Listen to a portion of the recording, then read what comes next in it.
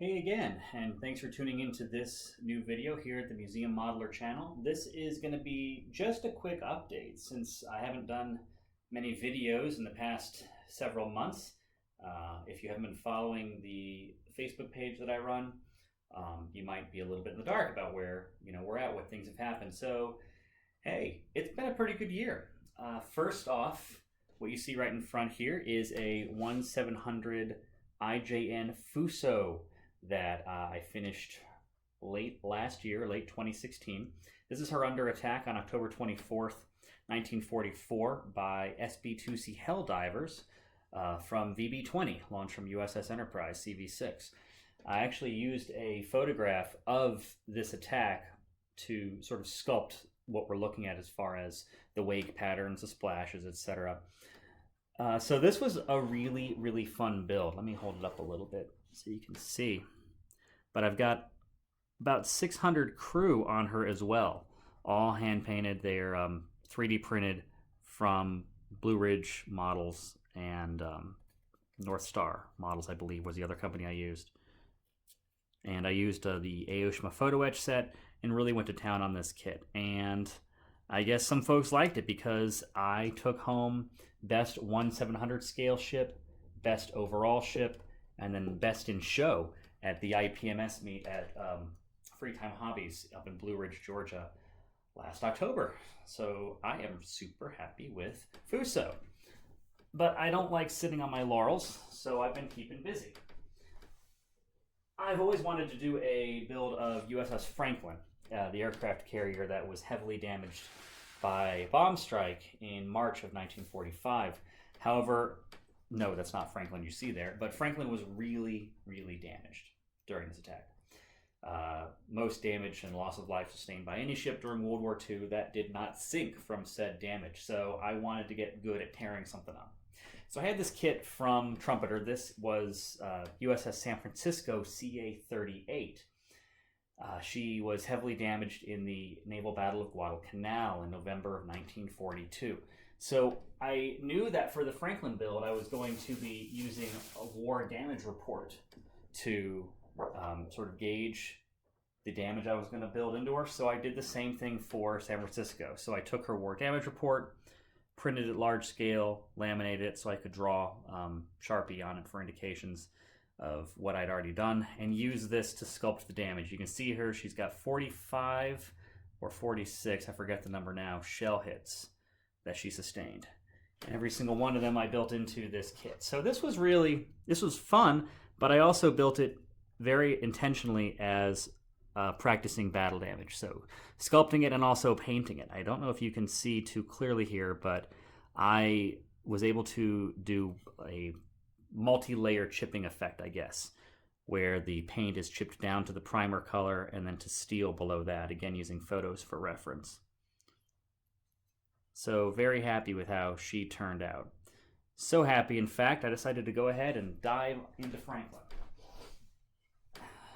The vignette I'm doing is actually based off a photograph taken from USS Santa Fe. All those photographs are on my tablet, which I'm currently using to film, so I can't show you the large-scale version of that photo, but I've also got a printed copy here in a copy of Inferno, which is a book about USS Franklin. But you can see here, there we go, there she is. Of course, you've seen that photograph before. That's Santa Fe in the foreground, the ship that you're on, looking at Franklin listing 13 degrees there after taking a bomb hit that destroyed a full deck load strike of loaded and armed aircraft. So I'm working with the midship models / pit road USS Cleveland CL-55. She was sister ship to the Santa Fe. So I'm building her up. It's a real straightforward build. And I've got her weathered, but really no damage. No, the superstructure's not glued on yet, so disregard that shimmying. But, she's coming together. But the real work is Franklin herself, which you've been following the blog, you've seen gobs of photos of her, but there she is in person. I've been using 5 Star's crazily extensive photo etch set to build her. That set has a full gallery deck, as well as full metal flight deck, and just tons and tons of photo etch for the Bofors mounts, for catwalks, etc., etc. This is by far the most insanely detailed build I've ever done, not to mention all the damage that I've added to it. I'm going to tilt the camera up a little bit here, so I'm sorry if it shakes, but you can see that I'm using the war damage report right there from Franklin as my guide. And yes, I've been counting up anti-aircraft armament. That's what those details are up top. But using that guide the same way I did on San Francisco has been really, really helpful. I'm going to turn this oh so carefully to get you a closer look at it. But as our flight deck damage, I used the Art Walks deck for this kit, stained and painted it. But then I used the I just chopped the Art Walks deck up into pieces and then applied the burned areas there to the rear part of the flight deck. There's water pouring out of the hangar deck, as is seen in the photographs of the ship. It's water lined, and I cut it to a 13-degree list. So you can see there what that's all about. I'm going to be adding in the elevators, etc. But wrecking this thing has been really, really fun, and doing it in an accurate, historically appropriate way makes it even better. Turn that around there. Being super careful with this one. Wreckage there on the hangar deck. And the island is actually, I've been working on it quite a bit today, so I can show you here. She's not painted yet, but it's getting real close. So this is, again, 5 stars photo etch. Let me move this out of the way so we get some focus. 5 stars photo etch on the stock trumpeter kit. I wish it would focus. Come on. Anytime now. Let me try one more thing. There we go.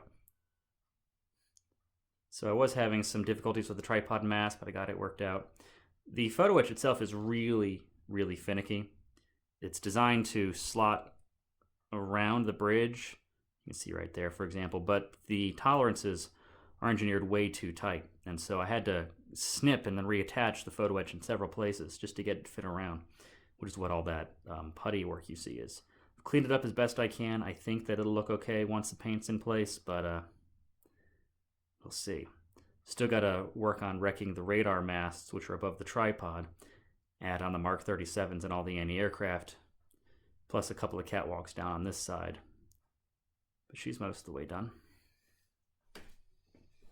And then lastly, I've got a build that's slowly progressing.